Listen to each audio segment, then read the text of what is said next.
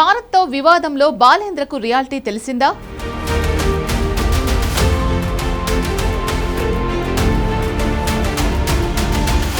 సరిహద్దు వివాదాన్ని పక్కన పెట్టి దోస్తీ కోరుకుంటున్నారా?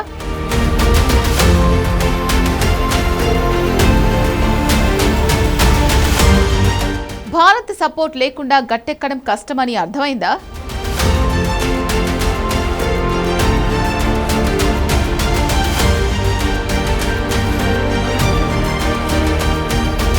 బాలెన్ షా నేపాల్ ప్రధానిగా బాధ్యతలు చేపట్టిన వెంటనే విదేశీ ప్రతినిధులను విడిగా కలవబోను అంటూ కేవలం సంయుక్త సమావేశాలకే పరిమితమవుతారంటూ అంతర్జాతీయ ప్రోటోకాల్ సైతం పక్కన పెట్టి ఒక వింత వైఖరిని ప్రదర్శించాడు. కానీ అంతర్జాతీయ వేదికపై ఇండియా ఒక తిరుగులేని ఆర్థిక రాజకీయ శక్తిగా ఎదుగుతున్న తీరును ఎక్కువ కాలం విస్మరించలేకపోయాడు. గ్లోబల్ లీడర్ గా ఎదిగిన న్యూఢిల్లీని కాదని పొరుగున ఉన్న సూపర్ పవర్ తో సత్సంబంధాలు లేకుండా నేపాల్ మనుగడ సాగించడం అసాధ్యమనే కఠిన వాస్తవాన్ని బాలెన్ షా ప్రభుత్వం కేవలం 100 రోజుల్లోనే చాలా స్పష్టంగా అర్థం చేసుకుంది. భారత్ చేసే సహకారం, ఇచ్చే దౌత్యపరమైన మద్దతు నేపాల్ అంతర్గత స్థిరత్వానికి ఎంత కీలకమో నేపాల్ పాలకులకు తెలిసొచ్చింది. అందుకే ఏ భారత్తో దౌత్య వివాదానికి కాలు దువ్వారో అదే భారత్తో స్నేహం కోసం సిద్ధపడ్డారు.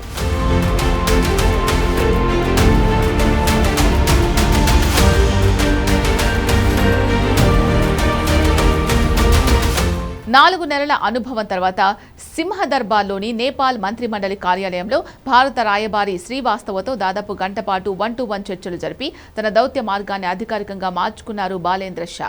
ఈ భేటీ ద్వారా విధానంలో బాలేంద్ర షా అనుసరించిన వ్యూహం అంతర్జాతీయ దౌత్యంలో అత్యంత ప్రాముఖ్యత సంతరించుకుంది.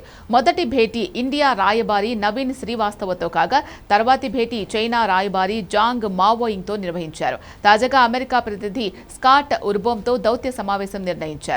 ప్రపంచంలో ఏ శక్తులు వచ్చినా నేపాల్ విదేశాంగ ప్రాధాన్యతల్లో ఇండియా స్థానాన్ని ఎవరూ భర్తీ చేయలేరని ఈ పరిణామం స్పష్టం చేస్తోంది. హిమాలయాల సరిహద్దుల్లో వ్యూహాత్మక పోటీ నెలకొన్న వేళ చైనా అమెరికా కంటే ముందే ఇండియాతో భేటీ కావడం ద్వారా భారతే మా ప్రాథమిక భాగస్వామి అనే బలమైన సందేశాన్ని బాలేంద్ర షా ప్రపంచానికి ఇచ్చారంటున్నారు దౌత్యవేత్తలు.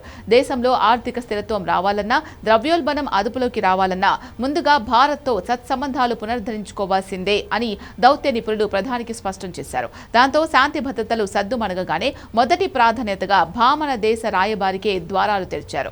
ఈ భేటీలో ఇరు దేశాల మధ్య ద్వైపాక్షిక సంబంధాలు, పరస్పర ప్రయోజనాలు, అభివృద్ధి భాగస్వామ్యం, ఇతర సహకార రంగాలపై చర్చించారు. వాస్తవానికి బాలేంద్ర షా ఖాట్మండు మేయర్గా ఉన్నప్పుడు భారత్పై తీవ్రమైన వ్యతిరేకతను ప్రదర్శించి వార్తల్లో నిలిచారు. మేయర్ కార్యాలయంలో గ్రేటర్ నేపాల్ మ్యాప్ను ఏర్పాటు చేసి భారత్లోని ప్రాంతాలను నేపాల్విగా చూపే ప్రయత్నం చేశారు. రాజకీయంగా పాపులారిటీ సాధించడానికి, యువతను ఆకర్షించడానికి నాటి ఎన్నికల్లో ఇండియాకు వ్యతిరేకంగా జాతీయవాదాన్ని అస్త్రంగా వాడిన బాలేంద్ర షా ఇప్పుడు ప్రధాని పీఠం ఎక్కాక మాత్రం ఆవేశాన్ని పక్కన పెట్టి వాస్తవిక దౌత్యానికి ప్రాధాన్యం ఇచ్చారు. నేపాల్ చరిత్రను తిరగేస్తే ప్రతి పేజీలో భారత సంతకం కనిపిస్తుంది. 1951లో ఖాట్మండులోని మొదటి విమానాశ్రయం గౌచర్ ఎయిర్పోర్ట్ నిర్మాణంతో ప్రారంభమైన ఇండియా నేపాల్ సహకారం 1954లో ఏర్పాటు చేసిన ఇండియన్ ఎయిడ్ మిషన్ ద్వారా శరవేగంగా విస్తరించింది. గడిచిన 7 దశాబ్దాల్లో నేపాల్లో నిర్మించిన ప్రధాన రహదారులు, విద్యుత్ లైన్లు, ఆసుపత్రులు, పాఠశాలలు, విశ్వవిద్యాలయాలు భారత్ అందించిన సహాయంతోనే రూపుదిద్దుకున్నాయి.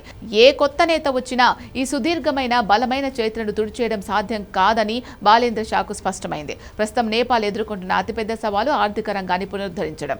దీనికి $1 బిలియన్ విలువైన ప్రాజెక్టులు వేగవంతం కావాల్సింది. ప్రసిద్ధ అరుణ్ 3 జల విద్యుత్ ప్రాజెక్టు ద్వారా నేపాల్ ఉత్పత్తి చేసే విద్యుత్ను కొనుగోలు చేసేది భారతే.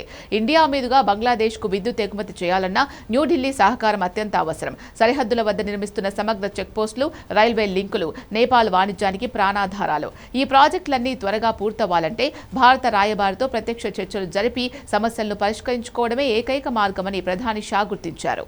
భారత్తో భేటీ ముగిసిన వెంటనే చైనా రాయబారి జాంగ్ మావోయింగ్, ఆపై అమెరికా ప్రతినిధి స్కాట్ ఉర్బోట్లతో మాట్లాడడం వెనుక బాలేంద్ర షా ఒక కొత్త దౌత్య వ్యూహాన్ని అమలు చేస్తున్నారు. చైనా చేపడుతున్న BRI అమెరికా సహాయంతో సాగుతున్న ప్రాజెక్టులను వేగవంతం చేయాలని ఆయన భావిస్తున్నారు. అయితే ఈ ట్రయాంగిల్ దౌత్యంలో శత్రువులకు చోటివ్వకుండా మొదటి సమావేశం భారత్తోనే జరిపి మా మొదటి ప్రాధాన్యత భారతే అని చైనా, అమెరికా రెంటికి ఒకేసారి సంకేతాలు పంపారు. సింహదర్బార్లో భారత రాయబారి నవీన్ శ్రీవాస్తవ, నేపాల్ ప్రధాని బాలేంద్ర షా మధ్య జరిగిన సమావేశం కేవలం ఒక మర్యాదపూర్వక కలయిక మాత్రమే కాదు, అది భారత్ నేపాల్ మైత్రిలో ఒక నూతన శకానికి పునాదిగా దౌత్య విశ్లేషకులు అభిప్రాయపడుతున్నారు. అయితే బాలేంద్ర షా దౌత్య నిర్ణయాలను చూసి భారత్ మురిసిపోవడానికి వీల్లేదు. ఎందుకంటే నిన్నటి వరకు విషం కక్కిన నేపాల్ ప్రధానిని అంత తేలికగా నమ్మలేం.